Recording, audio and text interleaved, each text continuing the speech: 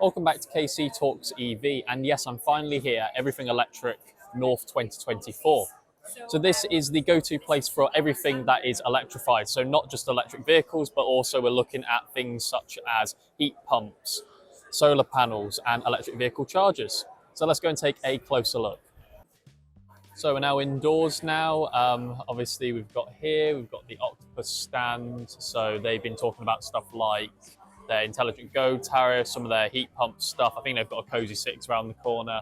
It's Hankook tyre, so they've got actually a EV specialist tyre, I guess. So I think they're A-rated across everything, so efficiency, wet braking, etc., which is really good. Last time I had a look, I've got Michelin E Primacy tyres. They are A-rated for efficiency, but only B-rated for wet braking, which is not particularly great, but I think Hankook has cracked it, I think, as far as I'm aware.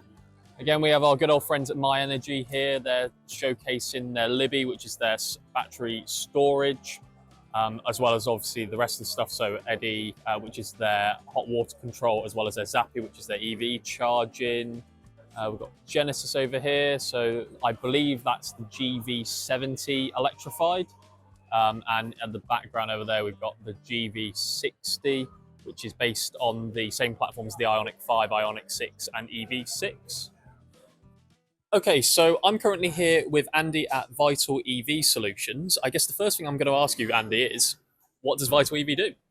So, Vital, we specialise in DC charging, or foremostly, but we also get involved with AC charging. We provide a cradle-to-grave service of providing the charger itself, doing the installation, understanding what the client actually wants, installing the units themselves, and then looking after them right the way through. And wrapped around that is the service and maintenance package, which comes with an SLA offering of 4 hours, 8 hours, 24 hours, or next available engineer. Lovely stuff. So the first thing I do want to ask you is what kind of size of customer do you work with? You don't have to mention any specific customers. No, sure. But obviously, I mean, what's the smallest type of customer you work with, and then what's definitely your larger customer that you work with? It all depends on what the requirement is. I mean, individual customers that we have clients and do work for come to us and say we want to put one unit in. You know, it might be a small business, it might be a domestic location, but if it's a DC charger that's required, then we can talk to them and we'll put them in. We'll talk to anybody really if they've got money to spend and they need a charger service and they recommend they understand the level of service agreement that we can provide, then we'll work with them. And that can be an individual charger, but then we've got a project at Landman Way in London for Westminster Council, and we've got I think 40 plus chargers in there. We're actually charging the dust wagons up there, and they're collecting the garbage around Westminster. It comes back to incinerator.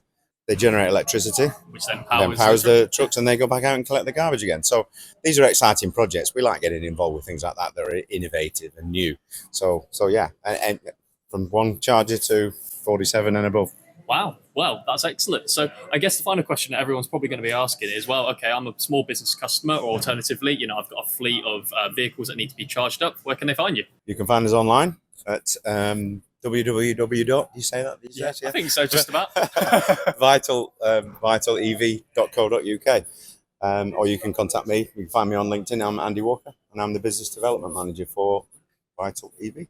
Lovely stuff. Well, thank you so much, Andy. No problem. Thank you very much. So this is the commercial vehicle zone. So we've got the, over here, we've got the Maxus eDeliver 7. So I've done a quick video on that from Everything Electric London 2024. For some reason, my good old friend now, the Maxus eDeliver 3. So I've actually used the tipper as well as I've done the overall impressions on it as well. Oh, this one looks quite interesting. Which one's this one? This is the, is it what, V-Class or eVito? I can't ever remember with this one. It's got seats in the back, so I'm assuming V-Class. It's quite nice there. And then this one is the E-Citon, I believe. So it's quite a smaller van. I think it's, I think it looks very similar to the Nissan Townstar. So 100% electric. Oh, look at that. So further down here, let's have a look. So we've got on this side, we've got, I think it's a e-Deliver 9, but I think it's actually been converted to a camper. This looks quite interesting. I'm not sure what vehicle this one is. Let's have a look at this one. This is the...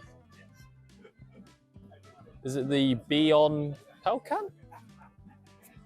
It's actually really good that we're seeing a lot more electric commercial vehicles, especially. A while back, it was pretty much Maxus and the Nissan ENV 200. So it's quite nice that we're seeing a bit more of that. This one has been boarded up as well, so pretty usable. Another vehicle that is definitely more familiar to the channel is the Maxus T90 EV. I've actually done an impressions video and a range test on this. Interestingly, Maxus vehicles just tend to do really, really well with their WLTP. I think you can actually win this one. So, but please don't obviously use the QR code. I'm not sure exactly when this is going to be published, but if obviously you go check out my impressions video on that one. Okay, so I'm here with Harrison at the London to Brighton EV Rally here. This is going to be the last time you're probably going to be sort of publicising it, isn't it? So I know, I can't believe how quickly it's come round. The last few days have just flown by here at Everything Electric, and it's now coming true that this was our last event and probably my last piece to camera talking about the rally before the actual day. Well, amazing.